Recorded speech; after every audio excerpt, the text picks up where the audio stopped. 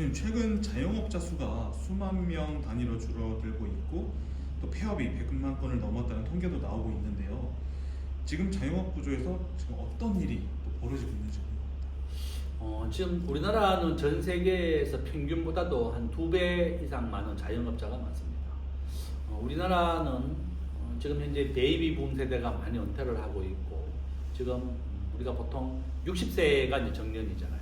그러니까 그 가장 많은, 우리나라에서 가장 많은 인구가 태어난 게 1971년생입니다. 1971년생은 105만 명 태어났습니다. 우리나라 가장 많은 인구가 태어나는 해고, 현재 2026년이죠. 원래 우리나라에 태어나는 인구는 한 22만 명 정도 됩니다. 그러니까 인구가 80% 줄어들었습니다.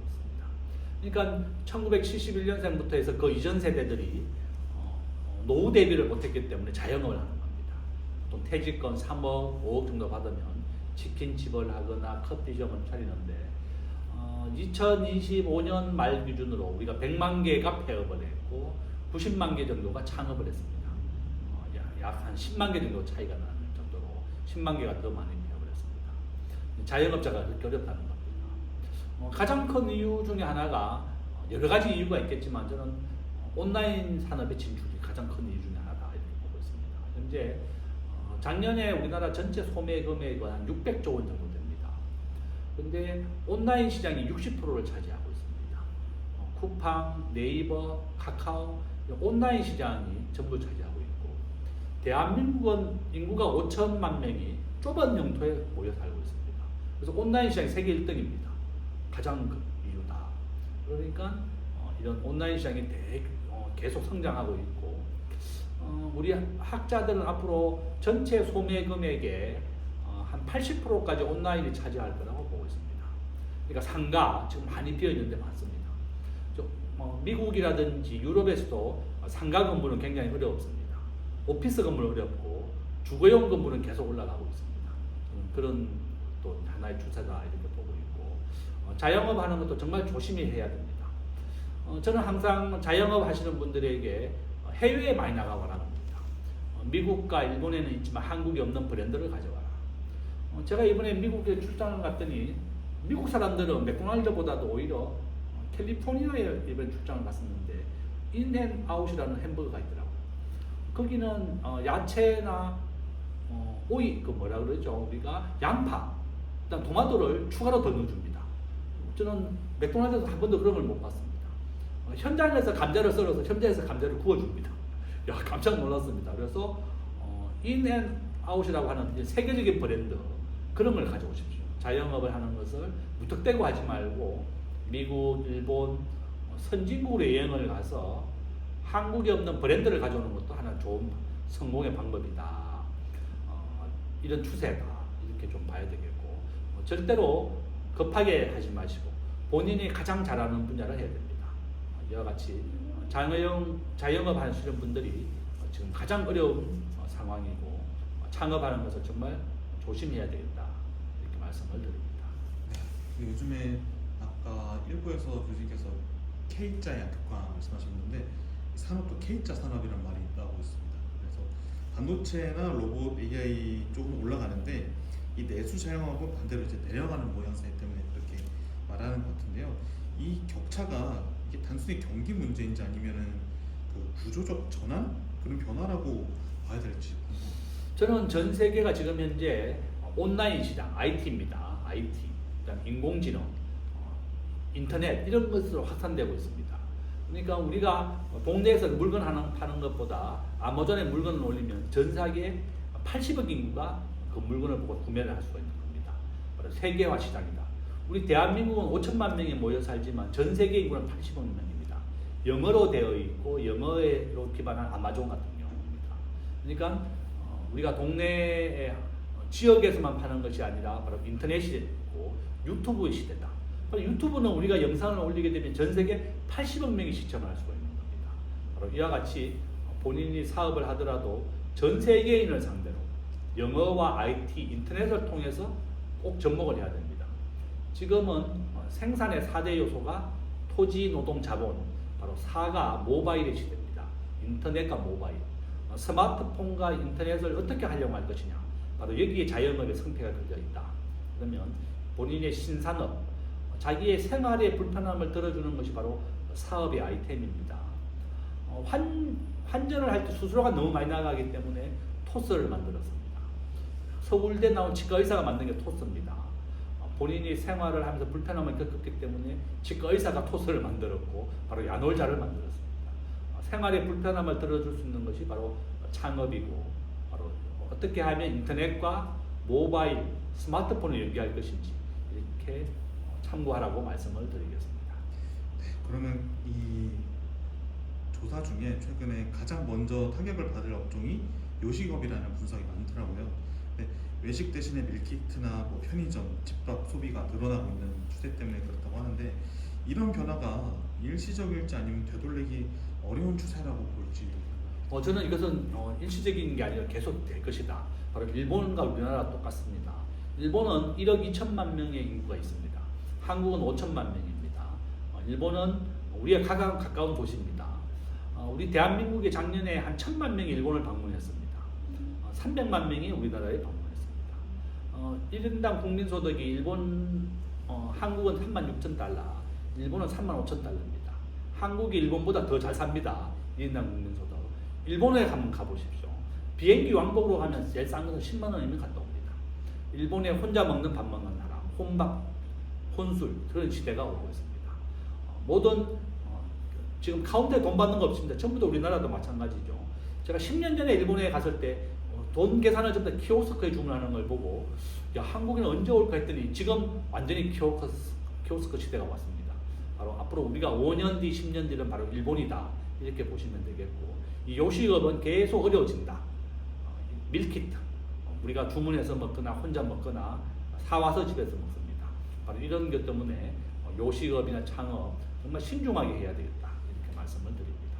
그래서 그런지 그 민생 쿠폰이 나왔을 때도 그 소비 1위가 식당이 아니라 편의점이나 그런 병원 뭐 이런 곳이라는 결과가 나왔더라고요. 이것도 자영업 지금 구조에 주는 신호를 어떻게 보면 될까요? 그렇죠. 우리가 많은 사람들이 이제 안경도 많이 늘어났더라고요. 상생기금을 통해서 편의점이라든지 안경이라든지 병원, 약국이라든지 본인이 평소에 좀 하고 싶었던 것을 워낙 경제가 어려웠기 때문에 못했던 것을 그때 한 겁니다. 식당에서 요식업을 밥 사 먹으면 보통 기본이 10,000원, 15,000원이 넘어가게 됩니다.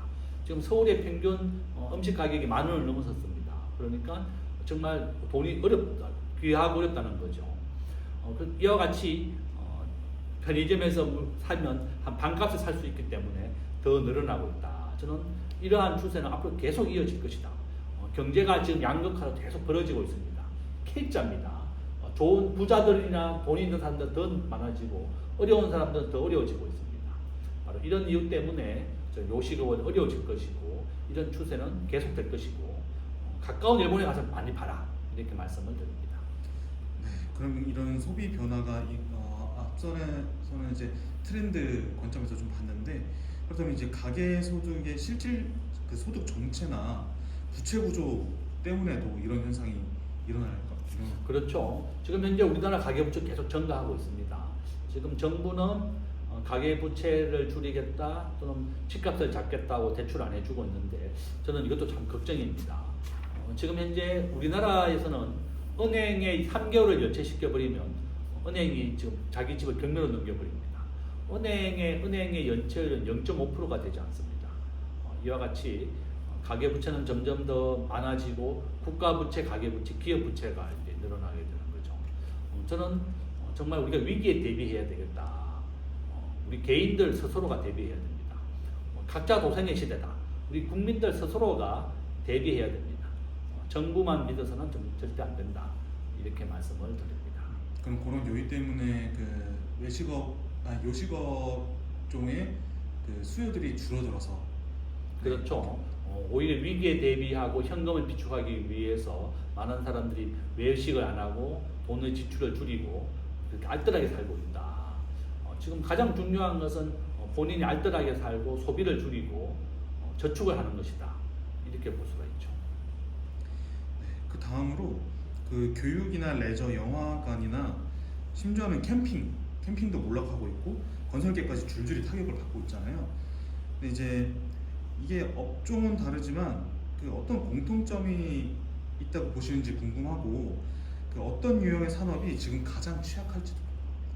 지금 뭐 자영업자부터 해서 굉장히 어려운 사람들이 많습니다. 제가 앞에서 말씀드린 것처럼 우리나라 대졸자들이 가장 많이 받고 싶어하는 연봉이 한 3,500, 한 4,000 정도 됩니다. 그렇지만 대기업과 이 중소기업 정말 점점 크게 벌어지고 있습니다. 대학을 졸업하고 평균 취업률이 45%, 절반도 되지 않는데 실질적으로 대기업에 취업하는 사람은 전체 졸업자의 10%밖에 안 됩니다. 90%는 전부 다 중소기업에 취업한다는 겁니다. 우리가 100명 이하가 중소기업, 100명에서 종업원이 1000명까지 중견기업이고 1000명 이상이 대기업입니다. 이 중견기업, 중소기업과 대기업의 연봉 차이는 무려 2배 가까이 차이 납니다. 거기에다가 또 절반은 정규직과 비정규직입니다. 이렇게 점점점 K자로 양극화가 크게 벌어지고 있다. 이렇게 볼 수가 있습니다. 정말 우리가 제가 앞에서 말씀드린 것처럼 우리가 중소기업이나 어려운 사람들은 정말 대비해야 되겠다. 청약통장을 넣고 1등 주식에 사고 노동소득과 자본소득을 함께 준비해라. 그래야만 저는 충분히 위기를 극복할 수가 있다. 저는 아파트 청약이라든지 주식에 대한 일정 부분 25%대 하라 그랬죠. 정말 크게 도움이 될 것이다. 저는 그렇게 보고 있습니다. 네. 다음으로는 청년 위기로 좀 이야기를 해보겠습니다. 최근에 이제 20, 30대 취업 포기 인구가 처음으로 70만 명을 넘었다는 통계가 나왔어요. 왜 이렇게 많은 청년들이 지금 노동시장에서 빠져나가고 있을까요? 우리가 이제 우리 학생들한테 내가 물어봤으면 원서를 한 30군데 냈는데 한 명도 면접 보러 오라는 데가 없다는 겁니다. 그러면 우리나라는 취업 원서를 내지 않죠. 그러면 이 사람은 실업자에 들어가지 않습니다. 우리나라에서 실업률 통계는 한 6%, 10%가 되지 않습니다. 그렇지만 구직 원서를 내지 않으면 이 사람도 포함되지 않습니다. 원서 실업자에 포함되지 않는다는 거죠. 원서를 냈는데 취업이 안 되면 실업자지만 원서를 내지 않으면 실업자 통계도 들어가지 않는다. 분모에 들어가지 않는다는 겁니다. 결론은 뭔가 하면 우리나라의 정말 중요한 것은 실업률 통계가 아니라 구직률, 취업률입니다. 실질적으로 취업률은 45%입니다. 45%밖에 취업을 못하고 있다. 저는 청년들이 취업을 못하는 것은 여러분 잘못이 아니다. 이것은 국가가 잘못이 있다는 겁니다. 저는 우리 정부가 세계 평균 정도로는 기업을 우대하고 기업하기 좋은 나라를 만들어줘야 됩니다. 너무 친노동자 정책을 해도 안 되고 기업과 노동자의 중간 견제 역할을 해주는 것이 바로 정부의 역할이다. 저는 그렇게 보고 있고요. 그러면 정부가 일자리를 만드는 데 더 주력을 해라. 지금 캐나다, 싱가포르는 상속세가 없습니다. 중소기업을 영속으로 받들으면 이어가게 되면 이세 후손이 상속세를 받지 않는데 한국은 상속세가 60%입니다. 그러니까 락앤락 같은 그런 우량한 중소기업이 상속세를 못 내니까 회사를 팔아버리는 사모펀드에다가 또 우리나라는 세금을 거두는 게 더 목표지만 미국이나 캐나다, 싱가포르는 세금의 목적이 아니라 일자리를 유지하는 게 목표입니다. 더 많은 일자리를 찾는 게. 트럼프 대통령도 일자리를 만들기 위해서 미국에 있는 기업들을 한국에 있는 제조업을 미국에 옮겨라는 겁니다. 직접 투자를 하라는 겁니다. 직접 투자는 공장을 짓는 것이 바로 직접 투자다. 정부가 저는 부탁을 드립니다. 세계 평균 정도의 제조업하기 좋은 나라를 만들어 달라. 그래야만 우리 청년들이 일자리를 구한다. 이렇게 말씀을 드립니다. 네, 앞선 설명에서도 말씀해 주셨지만 그 중소기업에서 대기업으로 이동한 비율도 되게 한 12% 정도에 불과하다는 그 자료를 봤는데요. 이게 그 중소기업을 거쳐서 이제 대기업으로 가는 사다리가 사실상 작동하지 않는 구조로 뭐가 될까요? 그렇죠. 지금 대기업들은 오히려 신입사원을 뽑지 않고 중소기업에서 뽑아옵니다. 바로 현장에 투입할 수 있는 사람들을 뽑고 있습니다. 그래서 저는 우리 젊은 사람들에게 당장 대기업에 취업이 안 됐다고 슬퍼하지 말고 중소기업이라도 들어가서 본인의 실력을 겸비하고 대기업에 점프하는 것도 좋은 방법이다. 본인이 대기업에 취업할 때까지 계속 노는 것보다는 좋다. 저는 중소기업이나 중견기업 다니면서 석사나 박사 자기 실력을 키워라 이렇게 부탁을 드립니다.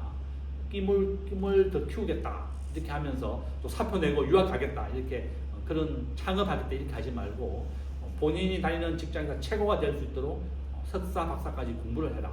실력을 키워라. 이렇게 말씀을 드립니다.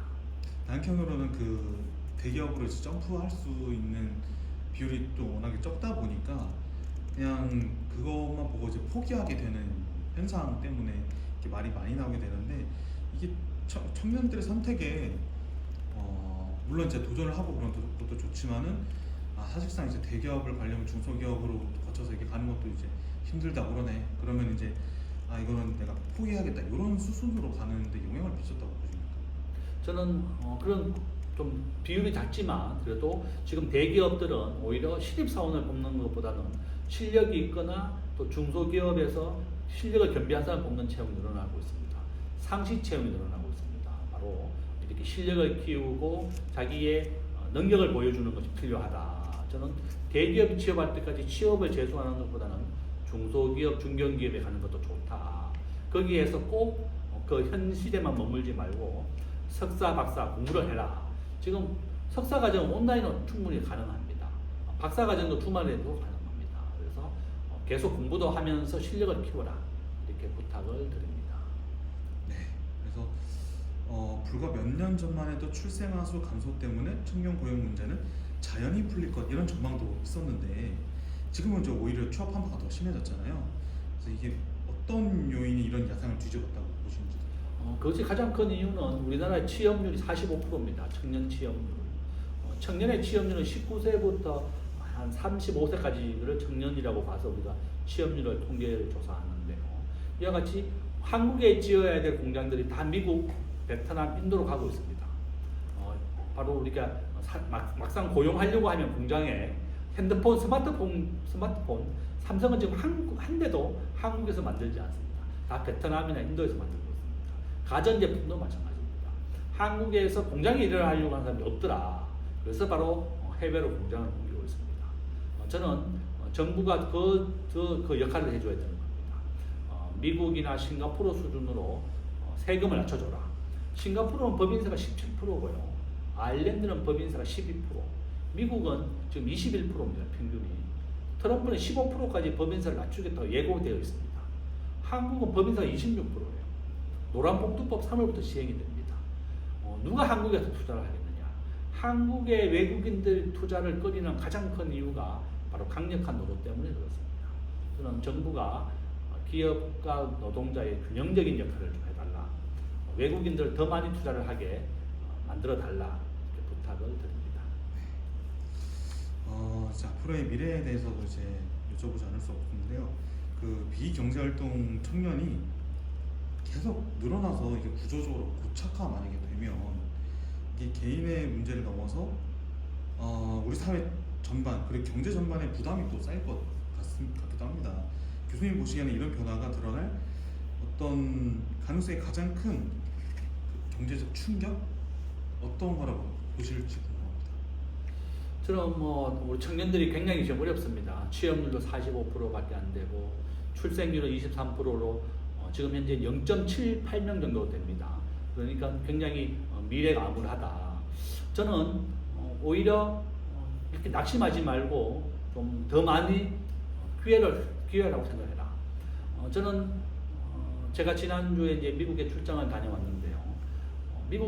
미국에서 이제 성공하려면 우리가 IT나 기술을 익혀야 된다 이런 말을 합니다. 경영이나 경제 인문학을 공부해서는 미국에서 살아남을 수 없다 이렇게 하면서 바로 기술을 가진 사람이 살아납니다 이렇게 얘기합니다. 제가 있는 세종대학에는 모든 학생이 IT, 코딩이 의무 교육입니다.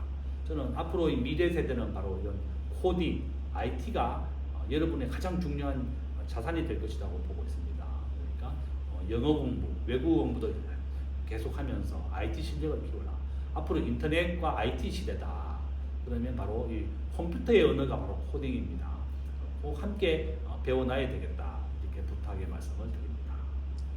네, 그럼 이제 지금 자영업 전체랑 그 청년 이탈이 동시에 벌어지고 있는 지금 상황에서 그 교수님 보시기에는 자영업 구조, 노동시장 구조, 대기업 중심 구조 중에 어떤 부분이 가장 먼저 바뀌어야 될 거라고 보시는지? 저는 노동 정책을 좀 우리 정부가 좀 많이 바꿔달라. 저는 정부가 좀 친노동자 정책, 노란봉투표 3월부터 시행이 되죠. 그러면 기업들의 입장에서는 서로 균형이 맞아야 되는 겁니다. 너무 친노동자 정책으로 한다 그러면 기업인들은 미국이나 베트남이나 인도로 계속 공장을 옮기고 있습니다. 지금 현재 외국인들이 한국에 직접 투자로 유입된 것보다 우리나라 유출된 게 작년에 2배나 많습니다. 한국에 외국인들이 투자를 많이 하지 않습니다. 오히려 삼성전자는 지금 미국의 반도체가 완공이 됐습니다. 2026년 올해 완공이 됩니다. 무려 60조를 투자했습니다. 현대자동차는 30조를 추가 투자하기로 했습니다. 바로 이와 같이 계속 우리나라 기업이 해외로 공장을 옮기고 있습니다.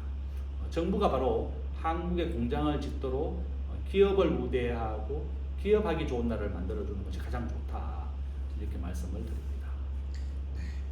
그러면 이제 지금과 같은 구조가 사실 크게 바뀌지 않는다라고 가정을 한다면, 진짜 최악의 경우를 가정한다면요, 앞으로 5년에서 10년 뒤에 자영업의 모습, 그리고 청년들의 일자리 구조, 물론 안 좋아지겠지만 지금 같은 상황이라고 가정한다면 교수님 보시기에는 정말 최악의 상황은 어떻게 벌어질 거라고 보십니까? 저는 지금 현재 우리나라 대학생들의 평균 취업률 45%고 일반인들의 고용률이 한 60% 정도 됩니다.